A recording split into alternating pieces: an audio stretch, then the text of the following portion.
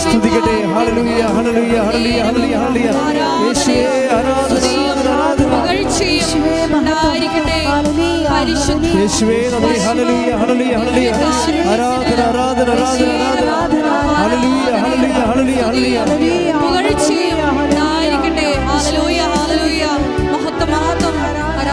യേശുവേ നന്ദി. ഹല്ലേലൂയ ഹല്ലേലൂയ. യേശുവേ മഹത്വം മഹത്വം മഹത്വം മഹത്വം. ഹല്ലേലൂയ ഹല്ലേലൂയ ഹല്ലേലൂയ ഹല്ലേലൂയ. ആരാധന ആരാധന ആരാധന ആരാധന. യേശുവേ നന്ദി നന്ദി നന്ദി നന്ദി. ഹല്ലേലൂയ ഹല്ലേലൂയ ഹല്ലേലൂയ. യേശുവേ മഹത്വം മഹത്വം മഹത്വം. ഹല്ലേലൂയ ഹല്ലേലൂയ ഹല്ലേലൂയ. യേശുവേ ആരാധന ആരാധന ആരാധന ആരാധന. ഹല്ലേലൂയ ഹല്ലേലൂയ ഹല്ലേലൂയ ഹല്ലേലൂയ. ഹല്ലേലൂയ ഹല്ലേലൂയ ഹല്ലേലൂയ. യേശുവേ ആരാധന ആരാധന ആരാധന ആരാധന. പരിശുദ്ധ പരമദിവ്യകാരുണ്യത്തിന് ആരാധനയും സ്തുതിയും പുകഴ്ചയും ഉണ്ടായിരിക്കട്ടെ. പരിശുദ്ധ പരമദിവ്യകാരുണ്യത്തിന് ആരാധനയും സ്തുതിയും പുകഴ്ചയും ഉണ്ടായിരിക്കട്ടെ. പരിശുദ്ധ പരമദിവ്യകാരുണ്യത്തിന് ആരാധനയും സ്തുതിയും പുകഴ്ചയും ഉണ്ടായിരിക്കട്ടെ. പ്രിയമുള്ളവരെ, ഇന്നത്തെ ഉടമ്പടി ധ്യാനത്തിന് നമ്മൾ ധ്യാനിക്കാൻ വേണ്ടി എടുക്കുന്ന മാതൃകാ സാക്ഷ്യം അഞ്ജന ഡേവിഡ് എന്ന് പറഞ്ഞ ഒരു സഹോദരി പറഞ്ഞ സാക്ഷ്യമാണ്. നമ്മൾ ഉടമ്പടിയുടെ സാധ്യതകൾ ദൈവം ഓരോ ആഴ്ചകളിലും ഉടമ്പടി അപ്ഡേറ്റ് ചെയ്യുന്നു എന്നുള്ളതാണ് ഉടമ്പടിയുടെ ഏറ്റവും വലിയ വിജയം. പണ്ടുണ്ടായിരുന്ന ഒരു സ്കീം അനുസരിച്ച് അങ്ങനെ ഫോളോ ചെയ്ത് പോവുകയില്ല. ഉടമ്പടി ഇങ്ങനെ വളർന്നുകൊണ്ടേയിരിക്കുക. ഉടമ്പടിയുടെ സാധ്യതകൾ, ദൈവത്തിൻ്റെ ഇടപെടലുകൾ, മനുഷ്യൻ്റെ ജീവിതത്തിൻ്റെ വ്യത്യസ്തങ്ങളായ രംഗങ്ങൾ, അവൻ്റെ സംഘർഷഭൂമി, അതിനുള്ള സമാധാനവും സമാശ്വാസവും ഒക്കെ ഇങ്ങനെ വ്യത്യസ്തങ്ങളായ ദൈവാനുഭവങ്ങളുടെ ഉടമ്പടി ഇങ്ങനെ വളർന്ന് പുരോഗമിക്കണ കാണാം. ഈ കാലഘട്ടത്തിലെ മനുഷ്യൻ്റെ കണ്ണീരിൻ്റെ ദൈവത്തിൻ്റെ ഉത്തരവെന്നാണ് KCBC തിയോളജിക്കൽ കമ്മീഷൻ ചെയർമാനായിരുന്ന ഇന്ന് KCBCയുടെ വൈസ് പ്രസിഡൻ്റായ നമ്മുടെ ചക്കാലക്കൽ പിതാവ് പറഞ്ഞത്. അത് അന്ന് വായിച്ചപ്പോഴേക്കും മനസ്സിലായില്ലേ പിതാവ് പറഞ്ഞത്. പിതാവ് ഉടമ്പടിയുടെ പുസ്തകം കൊടുത്തപ്പോൾ സത്യം പറഞ്ഞാൽ എന്തൊരു ആദരവോടെയാണ് മാതാവ് ആ വിഷയം ചെയ്തത്. പിതാവ് ഇവിടെ വന്ന് ഉടമ്പടി പുസ്തകത്തിൻ്റെ കരട് രൂപം കൈപ്പറ്റി പോവുകയാണ് ചെയ്തത്.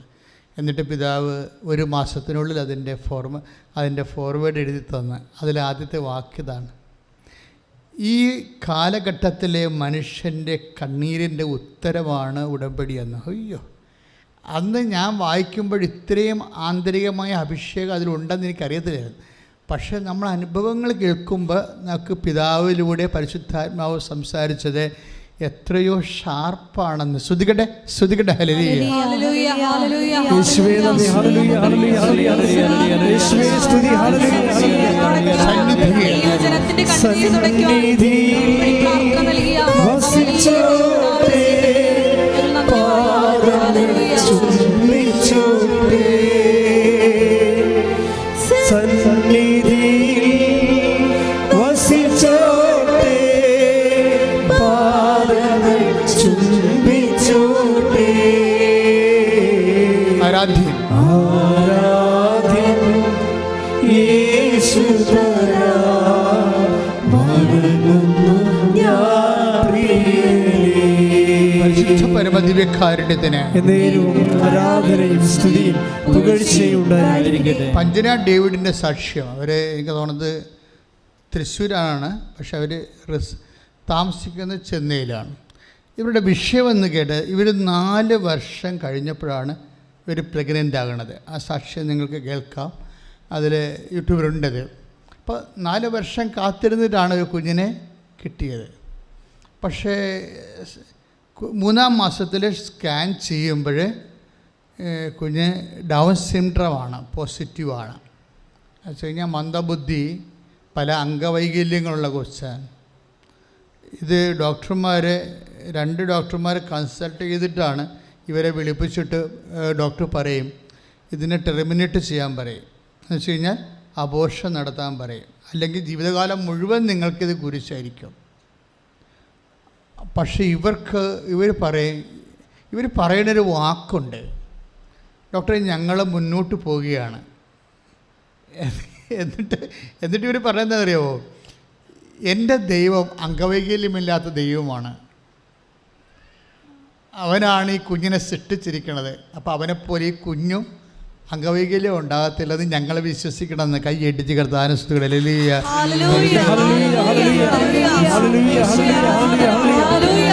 പ്രതിസന്ധി ഘട്ടങ്ങളിൽ വിശ്വാസം പ്രഖ്യാപിക്കാനുള്ള വലിയ കൃപ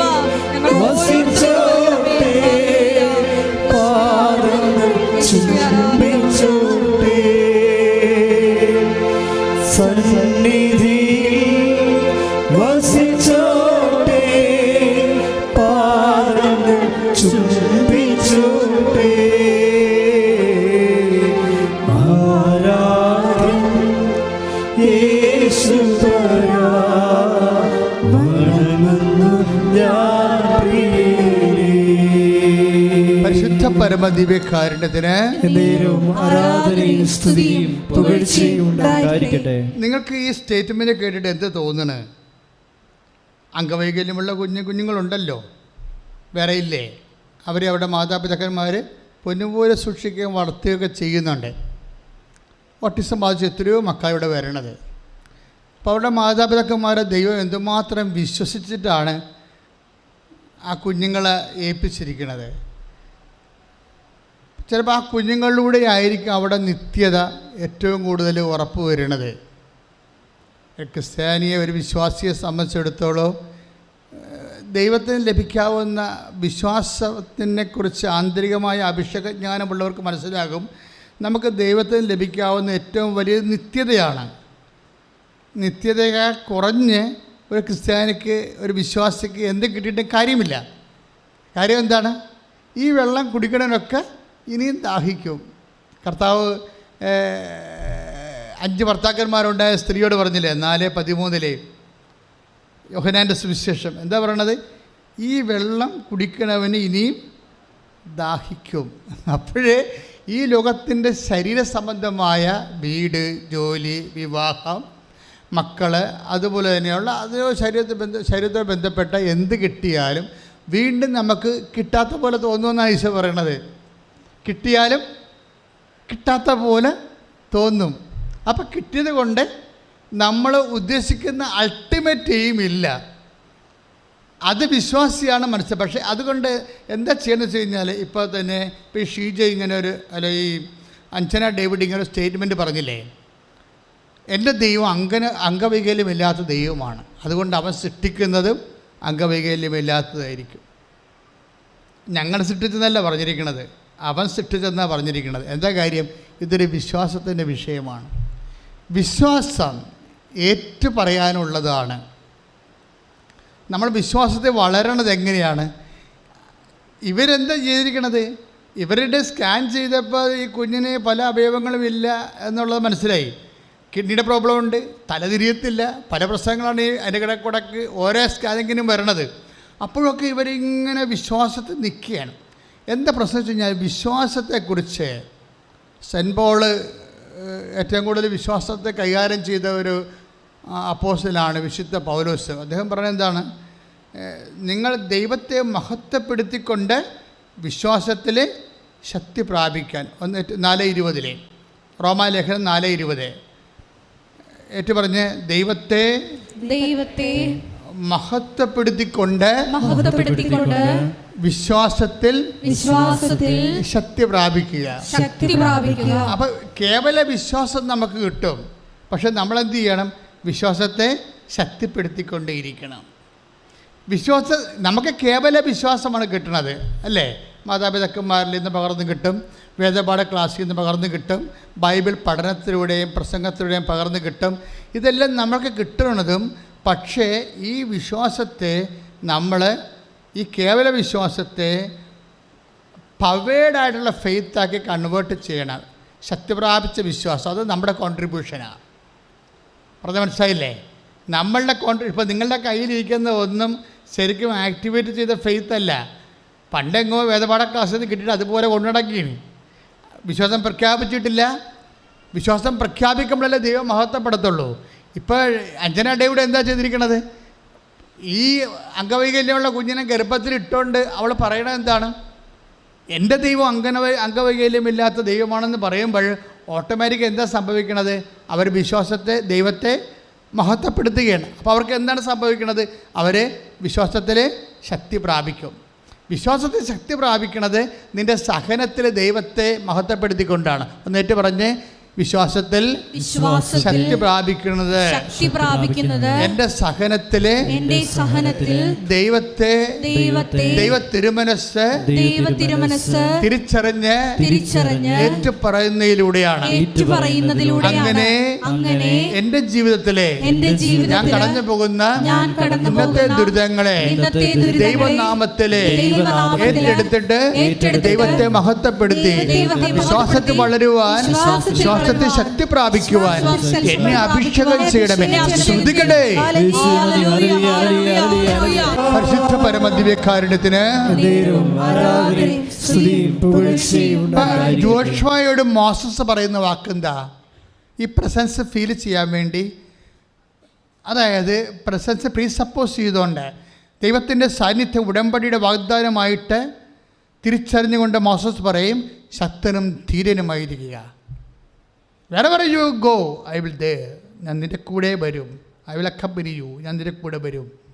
ഇത് ഇന്ന് ഏറ്റവും കൂടുതൽ ജനങ്ങൾക്ക് ഫീൽ ചെയ്യണത് ഉടമ്പടിയിലാണ്. കാര്യം എന്താ? നമ്മൾ ചെയ്യുന്ന ഉടമ്പടിയല്ലേ. ഉടമ്പടിയുടെ വാഗ്ദാനങ്ങൾ ഒന്നാണ് ദൈവത്തിൻ്റെ സാന്നിധ്യം.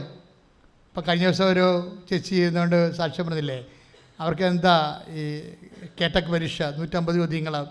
8 ചോദ്യം മാത്രം അറിയാം, പിന്നെ ഒന്നും അറിയത്തില്ല. 8 ചോദ്യം അറിയാം, പിന്നെ ഒന്നും അറിയത്തില്ല. പിന്നെ എന്താ? പിന്നെ എല്ലാം അമ്മ എനിക്ക് എൻ്റെ മനസ്സിൽ പറഞ്ഞ പോലെ ഞാൻ ചെയ്തതെന്ന് പറഞ്ഞു. 94 ചോദ്യങ്ങൾ ശരിയായിപ്പോയി. അവർക്ക് വയസ്സുണ്ട്, ഒത്തിരിയുണ്ട്. 18 കൊല്ലമായിട്ട് പഠിപ്പിക്കലില്ല. ആ കണക്ഷൻ പോയി മൊത്തം. പക്ഷേ ദൈവം എല്ലാം റീഗ്രൈൻ ചെയ്ത് അവർക്ക് സർക്കാർ ജോലി കൊടുത്തില്ലേ? ഒറ്റ ഉടമ്പടിയാണ്. ഈ ദിവസങ്ങളിൽ ജിത്തു എന്നും പറഞ്ഞ ജിതി അത് നോൺ ക്രിസ്ത്യനാണ്. ജിതിയുടെ സാക്ഷ്യം എന്നെ വളരെ സ്വാധീനിച്ച സാക്ഷിയാണ്. ജിതിയുടെ സാക്ഷ്യം കേൾക്കുമ്പോൾ നിങ്ങൾക്കും ആവശ്യം തോന്നും. ജിതി പറയണത് എന്താ? അവിടെ അവർ MCA ആണ്, പക്ഷേ 5 കൊല്ലം മുമ്പെടുത്ത MCA ആണ്. അവളിപ്പോൾ താമസിക്കുന്നത് എവിടെയാണ്? തായ്ലൻഡിലാണ് താമസിക്കുന്നത്. അപ്പോൾ software development company call for ചെയ്തിരിക്കുകയാണ്. പക്ഷേ അവിടെ ഇടിച്ചയിൽ ചെന്നിരിക്കുന്ന ആരാണെന്നറിയാവോ? IIM-ലെ വിദ്യാർത്ഥികൾ അവിടെ പോസ്റ്റ് ഗ്രാജുവേഷൻ ചെയ്തതാണ്. IIM-ലെ വിദ്യാർത്ഥികളാണ്. തായ്ലൻഡിൽ പോസ്റ്റ് ഗ്രാജുവേഷൻ ചെയ്ത ആൾക്കാരാണ് ചെന്നിരിക്കുന്നത്. നമ്മുടെ നാട്ടിൽ പഠിച്ചതാണ് ജിത്തി. 5 കൊല്ലത്ത് ഗ്യാപ്പും ഉണ്ട്. അവൾ സാക്ഷ്യം പറയുമ്പോൾ പറയുന്നതാണ്, എൻ്റെ കയ്യിൽ അമ്മയുടെ കാശുരൂപം മാത്രമേ ഉള്ളൂ. 5 കൊല്ലത്ത് ഗ്യാപ്പ് നികർത്താൻ വേണ്ടി കയ്യിലുള്ളത് എന്താണ്? അമ്മയുടെ കാശുരൂപം. ദാറ്റ് മീൻസ് വിശ്വാസം. നിൻ്റെ എല്ലാ ഗ്യാപ്പുകളെയും നിവർത്തും. കൈയിടിച്ച് കർത്താൻ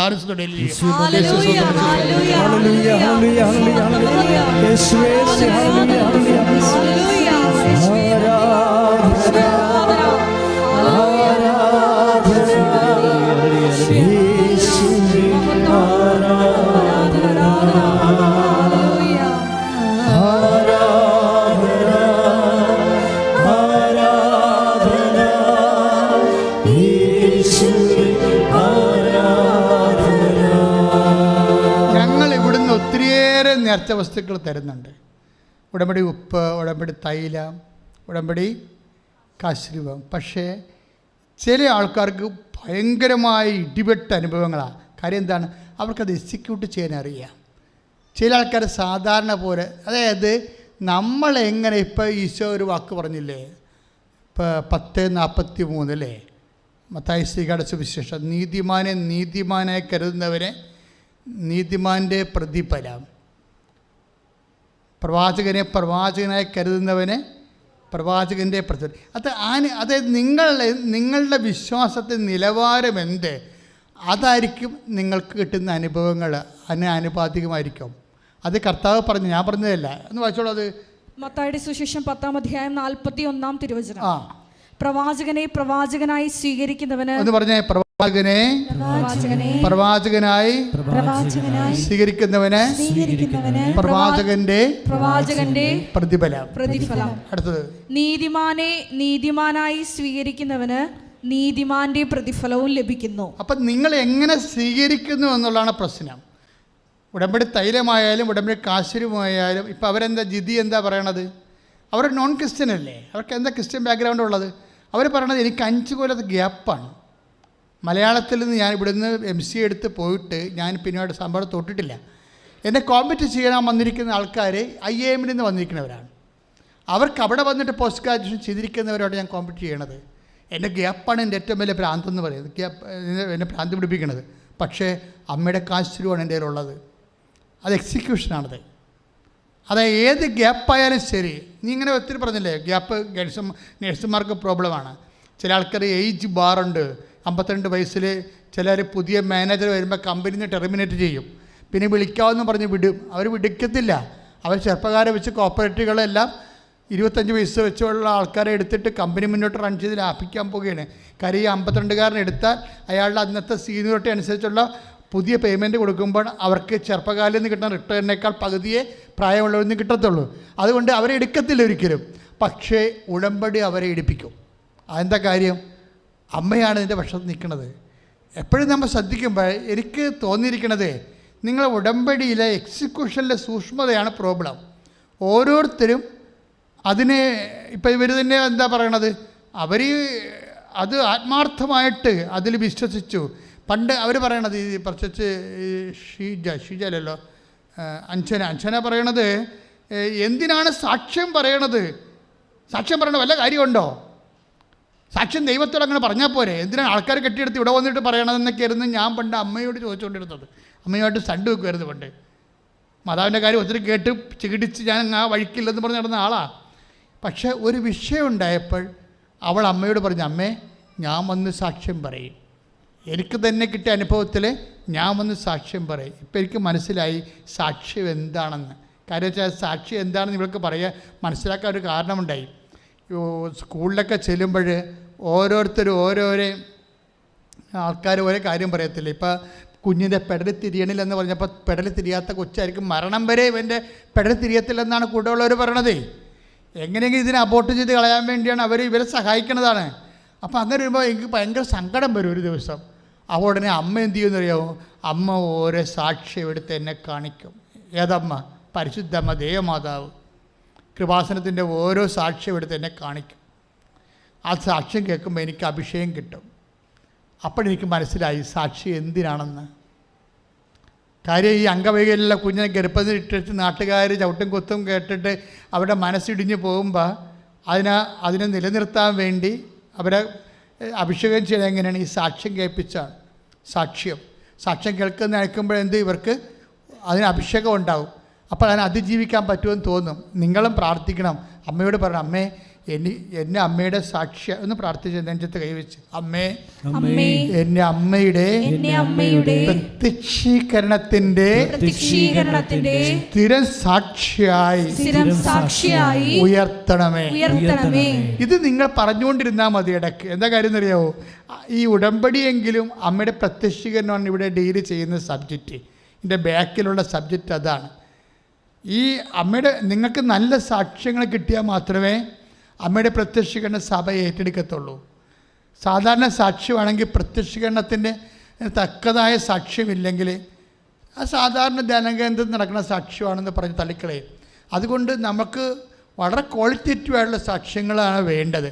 പക്ഷെ അതിനുവേണ്ടി ഇൻവെസ്റ്റ് ചെയ്യാൻ പറ്റുന്ന വേണം. ചുമ്മാ ഇങ്ങനെ എല്ലാവരും ഉടമ്പടി എടുക്കണം, ഈ ഉടമ്പടി എടുത്തില്ലെങ്കിൽ ഉടമ്പടി എടുത്തില്ലെന്ന് വേണ്ട, എന്നാൽ അതുകൂടി എടുത്തേക്കാം, എന്നാൽ 2 ഉടമ്പടി ഇങ്ങടുത്ത് നേക്കാൻ പറയും. ഇത് ഇങ്ങനെ പറയുന്ന ആൾക്കാരുണ്ട്. ചില അവർക്ക് ബുദ്ധിബോധമില്ല. ഇത് ഏതാണ്ട് എടുക്കുമ്പോൾ കിട്ടുന്ന സാധാരണ അടക്കുകയാണ്. ഉടമ്പടി എന്ന് പറയുന്ന ജീവിതമല്ലേ? ഉടമ്പടി എടുക്കുകയല്ല, ഉടമ്പടി ജീവിക്കുകയല്ലേ? ഉടമ്പടി ഒരു ജീവിത രീതിയാണ്. മഞ്ജു ഫ്രാങ്ക്ലിൻ്റെ സാക്ഷി ഞാൻ എപ്പോഴും ഓർക്കും. അവർ ഷിക്കാഗോയിൽ നിന്ന് ഇവിടെ വന്ന് പറഞ്ഞതാണ്, ഉടമ്പടി എൻ്റെ ജീവിത രീതിയാണെന്ന്. കാര്യം ഉടമ്പടി അവൻ പറയണ പോലെ ചെയ്യുകയല്ലേ? അവൻ പറയണ പോലെ ചെയ്യുന്നതനുസരിച്ച് കൊണ്ട് സുവിശേഷത്തിൻ്റെ സാക്ഷ്യമായി നമ്മൾ മാറുകയല്ലേ? അതിൻ്റെ അകത്ത് നമുക്ക് അഭിഷേകം കിട്ടുകയാണെങ്കിൽ നമുക്ക് ത്രില്ലടിക്കും. കർത്താവിന് വേണ്ടി ചെയ്യും. എന്തുകൊണ്ടാണ് ഇവർ തമിഴ് പത്രവും ഇംഗ്ലീഷ് പത്രവും മേടിച്ചു? അതുമാത്രമല്ല അഞ്ചന ചെയ്യണത്, അവർ ഓഫീസിൽ ഇരുന്നുകൊണ്ട് ഓരോ സങ്കടങ്ങൾ അവരോടൊന്ന് പറയുമ്പോഴേ അവർ ഓരോ പത്രം എടുത്ത് കൊടുക്കും. ഓഫീസിൽ സുവിശേഷ പ്രവർത്തനം തന്നെയാണ്. ഇത്രയും വേല ചെയ്യുന്ന ആൾക്കാരെ അമ്മ എങ്ങനെ ഡിസോൺ ചെയ്യാനാണ്? പ്രസവിച്ചപ്പോൾ നല്ല പൈങ്കിളി പോലത്തെ അടിപൊളി കൊച്ചു കൈ അടിച്ച് കിടത്താൽ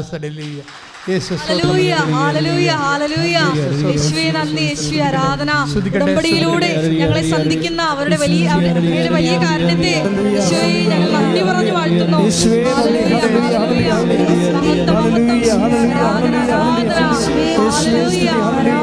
നന്ദി യേശുവേ, ആരാധന. ഹല്ലേലൂയ.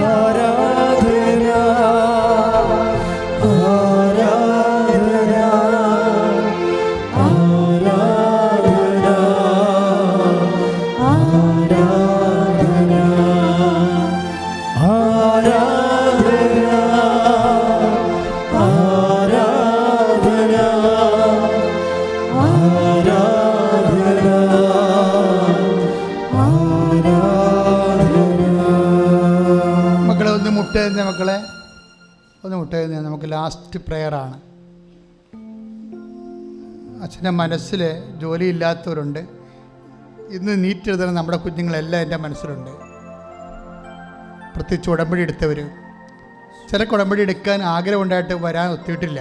അവരെയും ഞാനിപ്പോൾ ഓർക്കുക. ഇപ്പോൾ അവർ നീറ്റ് എഴുതിക്കൊണ്ടിരിക്കുകയാണ്. അവരുടെ കഴിവിനേക്കാൾ ഉപരി ദൈവത്തിൻ്റെ കൃപ അവർക്ക് പ്രവർത്തിക്കാൻ. മാതാപിതാക്കന്മാരുടെ അവരുടെ ജീവിതത്തിന് വേണ്ടി ആ കുഞ്ഞുങ്ങളുടെ ജീവിതത്തേക്ക് ചൊരിഞ്ഞ കണ്ണുനീരെല്ലാം രത്നങ്ങളായിട്ട് വരാൻ അവരെല്ലാം ഓർക്കുകയാണ്. ഈ ആഴ്ചയിൽ ഒഴിച്ചിടുന്ന മക്കൾ, ഉടമ്പടി എടുത്ത് അച്ഛൻ്റെ ആശീർവാദം വാങ്ങിച്ചു പോയവരുണ്ട്. കൃപാസൻ മാതാവിൻ്റെ അടുത്തുനിന്ന് വന്നെങ്കിലെന്ന് കൊതിച്ചിട്ട് വരാൻ പറ്റാത്തവരുണ്ട്. അവരെല്ലാം ഓർക്കുകയാണ് ഇപ്പോഴ്. ഈ ആഴ്ച IELTS എഴുതുന്നവരുണ്ട്. അവരെ ഞാൻ ഓർക്കുന്നു. MOH, ഹാദ്, എല്ലാ പ്രൊഫഷണൽസിനെയും PSC എക്സാം വരുന്നുണ്ട്, അതും ഓർക്കുന്നു. എല്ലാവരെയും ഓർക്കുകയാണ്. ഞാൻ ഈ പ്രൊഫഷണൽസിന് ശരിക്കും പ്രാധാന്യം കൊടുക്കുന്നുണ്ട്. ഈ മണ്ണി ചവിട്ടിയാൽ തീർച്ചയായിട്ടും അവരെ കാണാതെ ഞാൻ വിടത്തില്ല. എന്താ കാര്യം വെച്ച് കഴിഞ്ഞാൽ അവരെ ഉള്ള രക്ഷപ്പെട്ട് കഴിഞ്ഞാൽ കുടുംബം രക്ഷപ്പെടും. അവരൊരാളെ രക്ഷപ്പെട്ടാൽ അനിയത്തിനെ ചേട്ടത്തിനെ കല്യാണം കഴിപ്പിക്കാം, നമുക്ക് വീട് വെക്കാം, അങ്ങനെ കുറേ കാര്യങ്ങളാണ്. കടങ്ങൾ പരിഹരിക്കും, ആ കുടുംബത്തിൻ്റെ കടങ്ങൾ തീരും അതിനാൽ. അതുകൊണ്ട് പ്രൊഫഷണൽസിന് എല്ലാവരും എന്തെല്ലാം തരത്തിൽ ഒരു പരീക്ഷ, ഇപ്പോൾ ബിടെക്കുകാരാണ്, അവർ കുറേ അധികം അരിയർ വന്നു പോയി എന്നൊക്കെ പറഞ്ഞാൽ നിങ്ങൾ ഉടമ്പടി ചെയ്തിട്ട് അവരെ കൊണ്ടുവരണം. ചിലപ്പോൾ ഒറ്റ ബ്ലെസ്സിങ് കൊണ്ട് ചിലപ്പോൾ 20-22 അരിയർ വരെ എഴുതിയെടുപ്പിച്ചിട്ടുണ്ട് ബിടെക്കിൻ്റെ. അവരിനി എഴുതണില്ലെന്ന് പറഞ്ഞാണ്. ഞാൻ പറഞ്ഞു എഴുതും മോളെ, നമുക്ക് 6 വെച്ച് എഴുതാമെന്ന് പറയും. 6 വെച്ച് എഴുതാം. സിലബസ് നിൻ്റെ സിലബസ് മാറുമ്പോൾ നിന്നെ മാതാവ് കരകയറ്റി വിട്ടിരിക്കും. അങ്ങനെയുള്ള എല്ലാവരെയും പ്രൊഫഷണൽസിനെയൊക്കെ സമർപ്പിച്ചുകൊണ്ട് സ്തുതിക്കട്ടെ.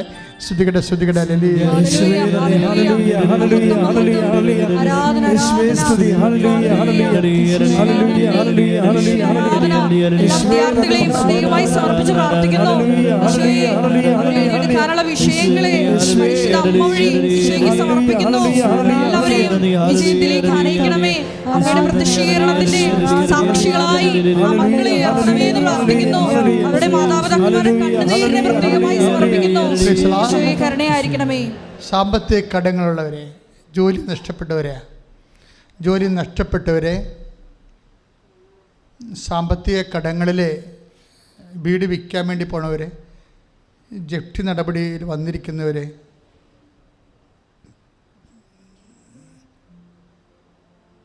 വീടില്ലാത്തവർ, വീടിന് വഴിയില്ലാത്തവർ, നിങ്ങളെപ്പോഴും ഓർക്കേണ്ട കാര്യം, ഇത് നിങ്ങൾ നിൽക്കുന്ന സ്ഥലം അമ്മ മാതാവ് ജീവനോടെ പ്രത്യക്ഷപ്പെട്ട്, അതും ഈശോ ഉള്ളപ്പ സമയത്താണ് അമ്മ അന്ന് പ്രത്യക്ഷപ്പെട്ടത്. ഇവിടെ കണ്ണീരിടുമ്പോൾ തീർച്ചയായിട്ടും ദൈവം അത് കൈ പിടിക്കും, ഉറപ്പായിട്ടും പിടിക്കും. കഴിഞ്ഞ ദിവസം ഒരു സാക്ഷ്യം ഉണ്ടായിരുന്നു. ഞങ്ങൾക്ക് 4 സെൻറ്റ് സ്ഥലമേ ഉള്ളൂ, വഴിയില്ലാത്ത സ്ഥലമാണ്. ബാങ്കുകാർ 19 ലക്ഷം ഞങ്ങൾക്ക് വേണം, തരത്തിലെന്ന് പറഞ്ഞ് ഞങ്ങൾ ഓടിച്ചെന്ന് പറയും. പക്ഷേ അമ്മ ആ ബാങ്കിൽ നിന്ന് തന്നെ വേറെ ആൾക്കാർ വഴി കാശെടുത്ത് കൊടുത്തു. മനുഷ്യൻ്റെ ജീവിത പ്രശ്നങ്ങളാണ് ഇവിടെ കൈകാര്യം ചെയ്യുന്നത്. പക്ഷെ നിങ്ങൾക്കൊരു ചിന്തയുണ്ടാകണം, ഈ ജീവിതം കഴിഞ്ഞ് വേറൊരു ജീവിതമുണ്ട്. അതും ഉടമ്പടിയാണ്, വാഗ്ദാനത്തിൻ്റെ ഭാഗമാണ്, നിത്യജീവിതം. ഈ ഉടമ്പടിയിൽ വരുമ്പോൾ ഞാൻ മാതാവിനെ നേരെ കണ്ട ആളാണ്. അതുകൊണ്ട് നിത്യജീവിതം എന്താണെന്ന് എനിക്കറിയാം. അതുകൊണ്ട് എനിക്ക് നിങ്ങളുടെ അപേക്ഷ എന്ന് പറഞ്ഞത്, നിത്യജീവിതം നശിപ്പിക്കുന്ന ഒരു നടപടിക്രമവും ഒരു പ്രണയവും ഒന്നും നിങ്ങളുടെ ജീവിതമോ നിങ്ങളുടെ ആത്മാവോ നിങ്ങളുടെ കുഞ്ഞുങ്ങളുടെ വിശുദ്ധിയോ നിത്യരക്ഷയോ നഷ്ടപ്പെടുത്തുന്ന ഒരു ബന്ധങ്ങൾ നിങ്ങൾ കെട്ടിലെന്നേ ഉള്ളൂ. കർത്താവിനെ ജീവിതം കളഞ്ഞ് ദൈവത്തിനെ മാറ്റി നിർത്തിക്കൊണ്ട് ഒരു തീരുമാനം എടുക്കുക. തൽക്കാലത്തേക്കുള്ള ലാഭം മാത്രമാണത്. അങ്ങനെ ഒരു സ്റ്റെപ്പ് നീ എടുത്തു കഴിയുമ്പോൾ ദൈവം ആരാണെന്ന് നീ അറിയും. മാതാവേ, പലതരത്തിലുള്ള പ്രണയബന്ധങ്ങൾ അകപ്പെട്ടവരെ, ചില പിള്ളേരൊക്കെ വെറും പൊട്ടികളാണ് ശരിക്കും. കാര്യം ഈ ചാക്കിട്ടുപിടുത്തക്കാരെ അവരെ കൊണ്ടുപോയി റിസോർട്ടിൽ കൊണ്ടൊക്കെ ബന്ധപ്പെട്ട് 2 ആഴ്ച 3 ആഴ്ചക്കുള്ളിൽ അവരെ നശിപ്പിച്ച് കളയും. പിന്നെ ഇവരുടെ പുറകെ ഇങ്ങനെ വാലുമായിട്ട് നടക്കേണ്ടി വരും. അങ്ങനെയൊക്കെയുള്ള പോഴം പണിയൊന്നും നമ്മുടെ കുഞ്ഞുങ്ങൾ ചെയ്യരുത്. എല്ലാവരോടുമായിട്ട് പറയുകയാണ് ഞാൻ, ജാതി മതം നോക്കാതെ എല്ലാവരോടും പറയുകയാണ്. ഇന്നത്തെ കാലം എന്ന് പറയുന്നത് ആ ടൈപ്പാണ്. ഏതൊരു റിലേഷനൊക്കെ ഉണ്ടായിക്കഴിഞ്ഞാൽ പണ്ട് 3 കൊല്ലമൊക്കെ കഴിയുമ്പോഴായിരിക്കും എന്തെങ്കിലും ശാരീരികമായ കാര്യങ്ങളുണ്ടായി. ഇപ്പം അങ്ങനെയല്ല, 3 ആഴ്ചക്കുള്ളിൽ നടക്കും. അതോട് പിന്നെ അവർ രക്ഷപ്പെടത്തില്ല. അപ്പം നിങ്ങൾക്ക് ആദ്യം ഇത് കഴിയുമ്പോൾ, ഇത് കഴിയണ വരെ നിങ്ങൾക്ക് കുഴപ്പമില്ല, നിങ്ങൾ തേനാണ് എന്നൊക്കെ പറഞ്ഞു കൊടുക്കും. പക്ഷെ ഒരു കഥയുമില്ല. മനുഷ്യന്മാരുടെ സൈക്കോളജി അറിയണം. നിങ്ങൾ അവർ മാനസികമായിട്ട് ഉപേക്ഷിച്ചാലും നിങ്ങൾ അറിയിക്കാതെ ടാറ്റിസാർ കൊണ്ടു നടക്കാൻ അവർക്കറിയാൻ പറ്റും. അത്ര സൂത്രക്കാരാണ് ഇങ്ങനെയുള്ള ആൾക്കാർ, ഇതുപോലെ അകപ്പെടുത്തുന്ന ആൾക്കാർ. അപ്പം അങ്ങനെയുള്ള ബന്ധങ്ങൾ അകപ്പെട്ടിരിക്കുന്നവരെ വിടുതലിന് വേണ്ടി സ്തുതിക്കട്ടെ, വിടുതലിന് വേണ്ടി സ്തുതിക്കട്ടെ.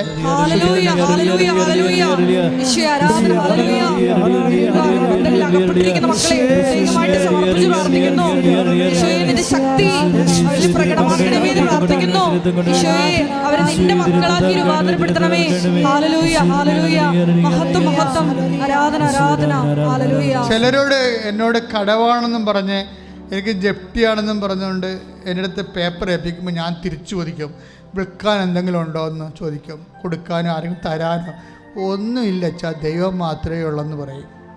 അങ്ങനെയുള്ളവരെ സാമ്പത്തികമായ മേഖലകളിൽ ഈ ആഴ്ചയിൽ അവർക്ക് ദൈവത്തിൻ്റെ ഇടപെടലുണ്ടാകാൻ വേണ്ടി സ്തുതിക്കട്ടെ, സ്തുതിക്കട്ടെ. സാമ്പത്തികമായ പ്രശ്നങ്ങളിലൂടെ കടന്നു പോകുന്ന മക്കളെ പ്രത്യേകമായി സമർപ്പിച്ച് പ്രാർത്ഥിക്കുന്നു. അവരുടെ ജീവിതത്തിൽ ഇടപെടണമേ എന്ന് പ്രാർത്ഥിക്കുന്നു. യേശുവേ നന്ദി, യേശുവേ ആരാധന. മക്കളെ, വിവാഹം ഒത്തുവരാത്തവര്, സമയത്ത് വിവാഹം കഴിക്കാൻ പറ്റാതെ വിഷമിക്കുന്നവരുണ്ട്. വിവാഹം എന്ന് പറയുന്നത് ഒരു മാനസിക ആവശ്യം മാത്രമല്ല, ഒരു ജീവിത ആവശ്യവും ദൈവികമായ ഒരു ആവശ്യമാണ്. അത് നടക്കണം.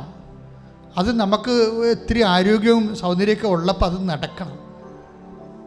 അത് നല്ല ആരോഗ്യമുള്ള കുഞ്ഞുങ്ങൾ ജനിക്കണം. അതിൽ നിന്ന് ആവശ്യത്തിന് കുഞ്ഞുങ്ങൾ ജനിക്കണം. ആ മേഖല തടസ്സമുള്ളവരെ സമർപ്പിച്ചുകൊണ്ട് സ്തുതിക്കട്ടെ, സ്തുതിക്കട്ടെ.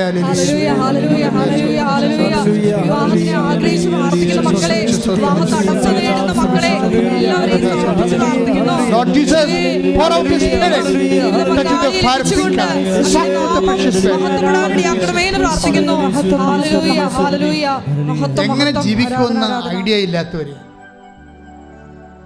എങ്ങനെ ജീവിക്കുമെന്നൊരു ഐഡിയ ഇല്ല. ഒരു തൊഴിലും ചെയ്തിട്ട് ഗതി പിടിക്കണില്ല. എല്ലായിടത്തും കൊണ്ടുപോയി 10,000 രൂപ മുടക്കും, അത് നഷ്ടപ്പെടും, പിന്നെയും തിരിച്ചു വരും, കടം മേടിക്കും. എങ്ങനെ ജീവിക്കുമെന്നൊരു പിടിയുമില്ല. അങ്ങനെ ഒരു ഗതിയുമില്ലാതെ വിഷമിക്കുന്നവരുണ്ട്. കേരളത്തിൽ എങ്ങനെ ജീവിക്കുമെന്ന് അറിയാൻ പാടില്ലാത്ത അവസ്ഥയിൽ എത്തിയ ആൾക്കാരുണ്ട്. ഒരു തൊഴിലും ചെയ്ത തൊഴിലെല്ലാം പൊട്ടിപ്പോയി, അടുത്തും കൈ നീട്ടാൻ പറ്റില്ല, ആ നാട്ടിൽ പോലും നിൽക്കാൻ പറ്റണില്ല, ഇങ്ങനെ വീട്ടിൽ പോലും സമയത്ത് വരാൻ പറ്റണില്ല. കടക്കാർ, വളയുന്ന ആൾക്കാർ, അവർ ദൈവികമായ ഇടപെടലുണ്ടാകാൻ വേണ്ടി സ്തുതിക്കട്ടെ, കൈയുയർത്തി സ്തുതിക്കട്ടെ.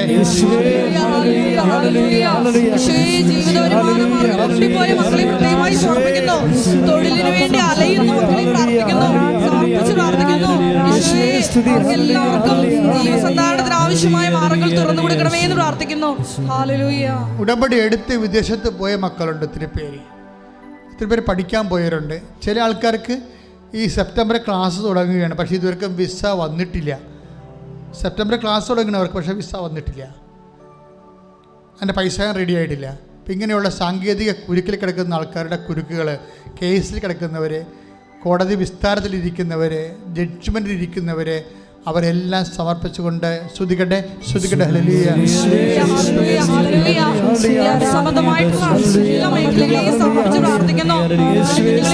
Lord Jesus Christ, pour out His Spirit.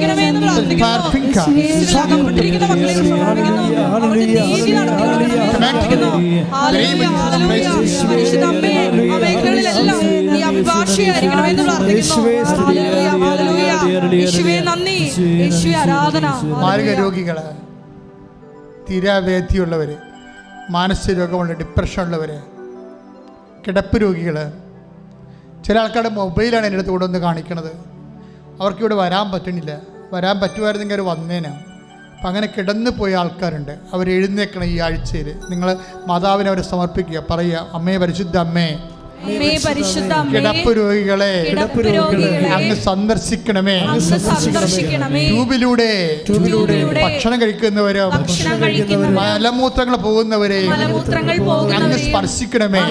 യേശുവിന്റെ നാമത്തിലെ, യേശുവിന്റെ നാമത്തിലെ സൗഖ്യം പ്രാപിക്കട്ടെ.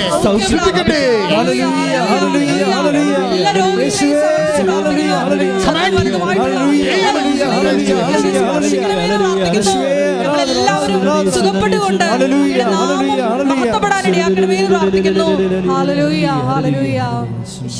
മൗനമായി പ്രാർത്ഥിക്കേണ്ട സമയമാണ്.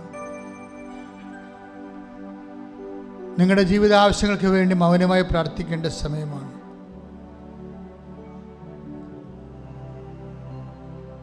ഉദരരോഗമുള്ളവർ, കിഡ്നി രോഗമുള്ളവർ, ക്യാൻസർ രോഗമുള്ളവരൊക്കെ ആ സ്ഥലങ്ങളിൽ തൊട്ട് വിശ്വാസ പ്രമാണം ചെല്ലേണ്ട സമയമാണ്. കണ്ണ് കാഴ്ചക്കുറവുള്ളവരെ ഈശോ കാണിച്ചു തന്നായിരുന്നു സൗഖ്യപ്പെടുന്നതായിട്ട്. കണ്ണിൽ തൊട്ട് പ്രാർത്ഥിക്കാം. മുടി കൊഴിയുന്നവരും സംബന്ധിച്ച് പ്രാർത്ഥിക്കാം. നല്ലവണ്ണം മുടിയുള്ളവർക്ക് അതൊക്കെ ഒരു തമാശയായിട്ട് തോന്നും. പക്ഷേ മുടിയില്ലാത്ത സംബന്ധിച്ച് അതൊരു വേദനയാണ്. അതുകൊണ്ട് ഒത്തിരി പേര് നല്ലവണ്ണം മുടി തഴച്ച് വളർന്നിട്ടുണ്ട്. ഇവിടെ പ്രാർത്ഥിച്ചപ്പോൾ സാക്ഷ്യം പറഞ്ഞ് ഞാൻ കേട്ടിട്ടുണ്ട്. അതുകൊണ്ട് മുടി ഇല്ലാത്തവരാണെങ്കിലും അതൊരു നിങ്ങൾക്കൊരു പ്രശ്നമായിട്ട് തോന്നുന്നുണ്ടെങ്കിൽ നിങ്ങൾ തലയൊക്കെ വെച്ച് മാതാവിനോട് പറ.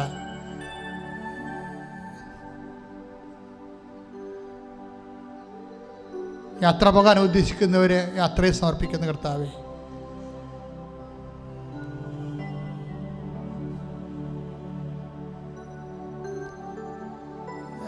വസ്തു ലേലത്തിലിരിക്കുന്നവരെ സംബന്ധിച്ച് പ്രാർത്ഥിക്കുന്ന കർത്താവേ, ശരീരത്തിൽ ചിരങ്ങും ചൊറിയും നീരൊക്കെ കിട്ടിയവരെ കർത്താവെ നിൻ്റെ തിരുമുറിവാർന്ന അത്ഭുതകരത്തെ സ്പർശിച്ച് അവരെ സൗഖ്യപ്പെടുത്തണമെന്ന് പ്രാർത്ഥിക്കുന്ന കർത്താവെ. മൗനമായി പ്രാർത്ഥിക്കുക. സമാപന ആശീർവാദമാണ്. എല്ലാവരും മുട്ടയിൽ ആശീർവാദം മേടിക്കുക. നമ്മുടെ എല്ലാ ഉടമ്പടി നിയോഗങ്ങൾ ദിവ്യാരുടെ സന്നിധിയിൽ നമുക്ക് സമർപ്പിച്ച് പ്രാർത്ഥിക്കാം. ഉടമ്പടി എടുത്തപ്പോൾ നിങ്ങൾ സമർപ്പിച്ച നിയോഗങ്ങളെ ഒരിക്കൽ കൂടി പരിശുദ്ധ അമ്മയുടെ മധ്യസ്ഥയിൽ അൾത്താരയിൽ സമർപ്പിച്ച് പ്രാർത്ഥിക്കാം. എന്നെയും എൻ്റെ കുടുംബത്തെയും നിൻ്റെ പ്രത്യക്ഷീകരണത്തിൻ്റെ സാക്ഷിയായി ഉയർത്തണമേ എന്ന് പ്രാർത്ഥിച്ചുകൊണ്ട് ശിരസ് നമിച്ച് നമുക്ക് ഈശോയുടെ ആശീർവാദം സ്വീകരിക്കാം.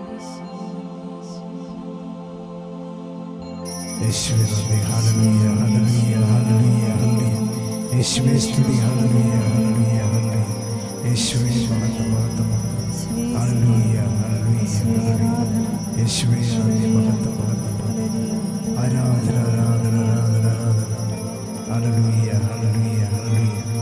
യേശുവേ സ്തുതി, യേശുവേ ആരാധന, യേശുവേ മഹത്വം, യേശുവേ നന്ദി. ഹല്ലേലൂയ ഹല്ലേലൂയ ഹല്ലേലൂയ.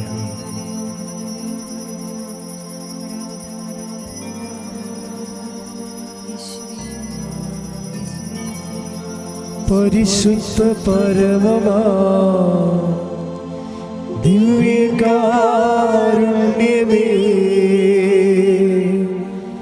എന്നുമെന്നും അങ്ങേക്കാരാധന.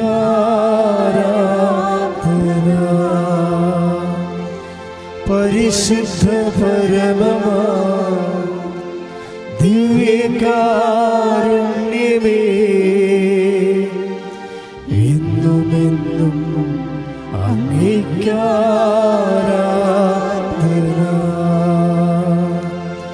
പരിശുദ്ധ പരമമാ ദിവ്യകാരുണ്യമേ, എന്നുമെന്നും അങ്ങേക്കാരാധന.